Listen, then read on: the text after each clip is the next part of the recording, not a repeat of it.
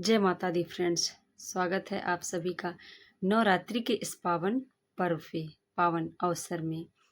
तो जैसा कि आप सभी को पता है कि आज नवरात्रि का 5वां दिन है और माता दुर्गा के शक्ति के 5वें स्वरूप, उनका जो आज का रूप है, स्वरूप है, वो है स्कंद माता का रूप। आज शक्ति का स्कंद माता का रूप है।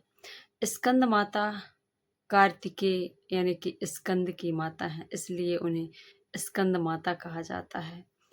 स्कंद माता के 4 भुजाएं यानी कि उनके 4 हाथ होते हैं, जिनमें वो कमल का फूल, और एक हाथ में वो गोद में अपनी स्कंद यानी कि पुत्र कार्तिकेय को अ, गोद में रखती हैं, और अपने दूसरे हाथ से वो सभी भक्तों को आशीर्वाद देती हैं।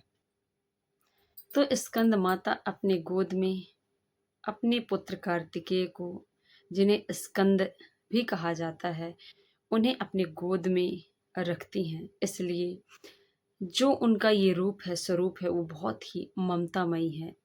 जो भी माता की पूजा करता है, उनकी साधना करता है, उनकी भक्ति करता है, उनका व्रत करता है, तो ऐसे साधक जो माँ की आज भक्ति करते हैं, पूजा करते हैं, व्रत रखते हैं, उनके अंदर का जो चक्र है, अनाहत चक्र, हृदय चक्र जो है, वो जागृत होता है। उनके अंदर करुणा, प्रेम और सहानुभूति जागृत होती है, और उनके संबंध बहुत अच्छे, मधुर संबंध बनते हैं, बहुत अच्छे संबंध होते हैं। और हाँ, सबसे महत्वपूर्ण है कि जो भी स्कंद माता की पूजा करता है, उनकी भक्ति करता है, तो उनके बच्चों का जो स्वास्थ्य है वो बहुत अच्छा होता है। उनके घर में सुख समृद्धि होती है, और पॉजिटिव एनर्जी यानी कि सकारात्मक ऊर्जा उनकी लाइफ में, उनकी ज़िंदगी में प्रवाहित होती है। तो जो कोई भी माँ स्कंद माता के इस रूप का यानी कि दुर्गा के 5वें दिन यानी कि शक्ति के इस 5वें स्वरूप स्कंद माता, माँ स्कंद माता के रूप का जो भी भक्त उनकी भक्ति, उनकी पूजा, उनकी आराधना करता है, उनके अनाहत चक्र यानी हृदय चक्र का जागृत होना, उनका हृदय जो अनाहत चक्र है वो जागृत होता है। तो पौराणिक कथाओं में माता को ये कहा गया है शास्त्रों में कि जो स्कंद माता हैं, वो आपके दिल यानी कि मन को निर्मल करने वाली हैं। स्कंद माता की भक्ति और साधना करके आप अपने मन को निर्मल कर सकते हैं, साफ कर सकते हैं, स्वच्छ कर सकते हैं। तो माता आपके मन को निर्मल करती हैं, आपके मन को स्वच्छ करती हैं, आपके मन को धो देती हैं, पावन कर देती हैं। आपका मन, आपका दिल निर्मल हो जाता है, साफ हो जाता है। आपके अंदर प्रेम, करुणा, क्षमा, ये चीज़ें जो होती हैं वो जागृत होती हैं। आप करुणावान होते हैं, आप क्षमावान होते हैं, आप सहानुभूति रखते हैं। तो आपके जो दिल यानी कि आपका जो हार्ट होता है, आपका हृदय चक्र जागृत होता है। अब आज की जो ऊर्जा है ना, एनर्जी, वो प्रेम, करुणा, क्षमा यानी कि फॉरगिवनेस, और आपके अंदर दया भाव, ऐसी भावनाएं जब जागृत होती हैं, तो आप एक हाई एनर्जी में, एक हाई एनर्जी लेवल में रहते हैं।